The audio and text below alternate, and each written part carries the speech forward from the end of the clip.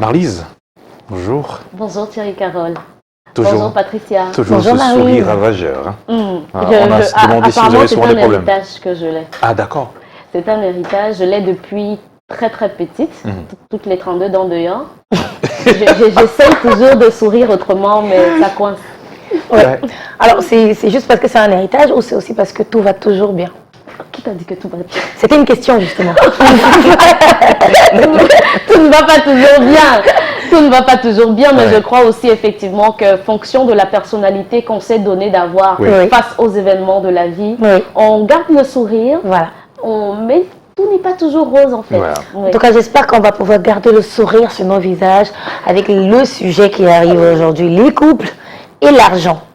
Marlise. Compliqué, hein, compliqué. Surtout qu'on est dans un contexte actuel de rentrée scolaire. Ne dis rien qui va m'arracher le sourire. Il y a la problématique de l'argent et effectivement, ça enlève le sourire à bon nombre de couples. Bonjour à tous les couples qui nous prendront naturellement. On va planter le décor pour avoir à développer cette thématique proprement dit le jeudi et ce jusqu'à mardi prochain parce que la question d'argent fasse énormément dans le couple.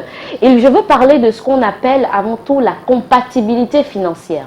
Elle est très importante, mais avant de toucher la comptabilité financière, il est important de savoir qui est-ce que, en tant qu'individu, vous êtes avec l'argent. On va parler de quel est votre comportement avec l'argent d'abord. L'idéal couple, je voudrais le relever ce matin en regardant tout droit face à ma caméra. L'idéal couple, ce serait que les avoirs soient transparents, que madame ait à signifier quels sont ses avoirs et que monsieur ait à signifier quels sont ses avoirs pour que dans commun accord, il y ait une planification financière. D'ailleurs, les Saintes Écritures qui encouragent le mariage le disent, deux personnes ne peuvent pas avoir à planifier quelque chose sans être en accord. Vous ne pouvez pas marcher et signifier avoir un même idéal de vie sans être véritablement en accord. Alors pourquoi aujourd'hui l'état des lieux, il est clair, la question d'argent fâche, parce qu'aujourd'hui il faut qu'on ait à le relever, ce n'est plus comme hier quand même. Hier toutefois on pouvait relever que la question d'argent fâchait moins parce qu'il relevait de l'implication d'un seul partenaire. Aujourd'hui que les choses sont allées crescendo, il faudrait qu'on ait à reconnaître également qu'il y a certains paramétrages à faire, certaines mises à jour pour le bon-être du couple. Et naturellement, autant l'homme que la femme sont engagés à ce nouveau changement, à ce nouveau reparamétrage. Je le rappelle encore, l'idéal couple étant que qui est transparence, que madame donne ses... Quand je parle d'avoir, je parle de salaire, de petits à côté, etc. Et que monsieur également en face de même. Il faudrait quand même qu'on ait à regarder aux personnalités. De qui étaient ces différentes personnes avant qu'il y ait eu consommation du mariage. Vous savez, il y a des profils. Il faut détecter son profil financier. De la même façon qu'on prend le temps d'étudier autre chose qui va avoir interférence dans le vivre mariage. La question des finances également, parce que dites-vous que si elle dérange cette question de finances, quand il n'y en a pas même alors, c'est totalement problématique. L'amour et l'argent vont ensemble quelque part. Parce que l'argent pour la femme, on a pour habitude de dire que la femme aime l'argent, elle est matérialiste. Non. Souvenez-vous que la femme, c'est un aspect de sécurité. Et l'argent fait appel quelque part à la sécurité parce que naturellement, côté loyer, côté tout ce qu'il y aura besoin, non pas que ce ne soit pas important pour l'homme, mais tout homme qui s'engage à vouloir entrer dans un mariage devra se mettre dans la tête cette donnée, il est responsable, il est le pourvoyeur quelque part. Mais ces paramètres étant faits, il faudra avoir la compatibilité financière. On a des profils trop dépensiers chez certains, on a des femmes trop dépensières, on a des maris économes. On a des maris économes, on a des femmes économes, on a des maris trop dépensiers. On a ceux qui ont des tendances de luxe, donc qui n'ont pas de tendance de luxe, etc. Et vous allez voir que la problématique de l'argent fait donc problème parce que l'autre aura toujours tendance à mettre ses désirs en avant, parfois en tuant un peu ceux de l'autre, etc. C'est à ce moment qu'il faut jouer naturellement. On parlera aussi des profils sociaux même. Profils sociaux, je prends l'exemple d'une dame comme Patricia peut-être qui travaille à la télé, bien friquée, ne lui en voulait pas d'avoir un côté indépendant.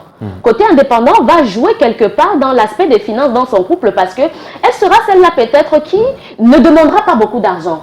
Parce que naturellement, elle a ce profil indépendant, mais qui peut être perçu par un homme comme un manque de respect ou une suffisance ou comment on va appeler, comme de l'orgueil, etc.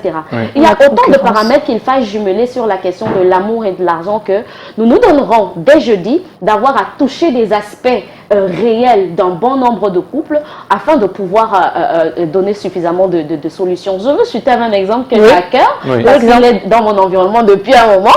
Il y a des hommes qui ne veulent pas que les femmes travaillent. Mais ils sont les premiers à se plaindre. que non, c'est trop de dépenses à la maison, c'est trop, etc. Mais ils ont refusé naturellement. Et également, il y a des femmes qui ne savent pas gérer quand le mari n'en a pas.